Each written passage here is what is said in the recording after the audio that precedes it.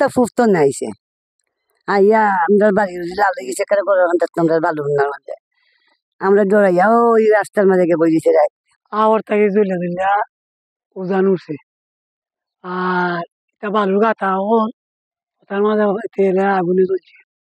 আমরা ঘটনার খবর পাওয়া মাত্র আমরা ফায়ার সার্ভিস সহ সংশ্লিষ্ট সকলকে অবহিত করেছি এবং আমাদের ঊর্ধ্বতন কর্তৃপক্ষকেও জানিয়েছি।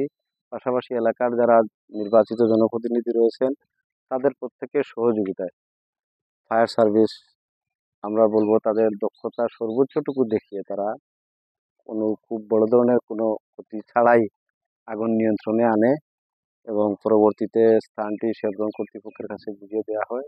আজকে আপনারা দেখতে পাচ্ছেন তারা সেটা মেরামত করছে এবং লাইনে তারা এখন পর্যন্ত এটা ফোঁটা পেয়েছে যেটা বাহির থেকে করা হয়েছে, সেটা কিভাবে কি হয়েছে সেটা বিস্তারিত তদন্ত করে আরো স্পষ্ট করে জানা যাবে। আমরা সকালবেলা এসেই কালকে রাতেই আমরা এই পিএইচওর মাধ্যমে যারা আহত হয়েছে তাদের চিকিৎসার বিষয়টি আমরা নিশ্চিত করার চেষ্টা করেছি। আমরা আমাদের হাসপাতালে কথা বলেছি, মৌলভীবাজারে নিয়ে যাওয়া হয়েছে, ওই জায়গা থেকে তারা উসমানীতে ছিল গত রাতে, আজকে তাদেরকে উন্নত চিকিৎসার জন্য ঢাকায় আছে। আমরা বার্ন ইউনিটে কথা বলছি, শেভরন কর্তৃপক্ষ কিংবা পেট্রো বাংলার পক্ষ থেকেও আমাদের স্যাররা যোগাযোগ করছেন এবং তারা রোগীর ডিটেলস নিছেন এবং বলে আমাদেরকে আশ্বস্ত করেছেন যে তারা বার্ন ইউনিটে আলাপ করবেন সেটা ঢাকায়।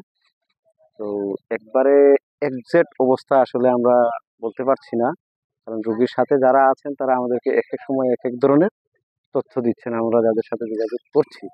তবে এখন পর্যন্ত আমরা খুব খারাপ কোনো সংবাদ কোথাও থেকে পাই নাই। সকালবেলা এসেই উপজেলা পরিষদের পক্ষ থেকে আমরা তাদেরকে 20,000 টাকা আর্থিক অনুদান যেটা উপস্থিত দিয়েছি এবং আমরা ফর্ম পূরণ করে আমাদের মান্যবর জেলা প্রশাসক স্যারের কাছে প্রেরণ করেছি।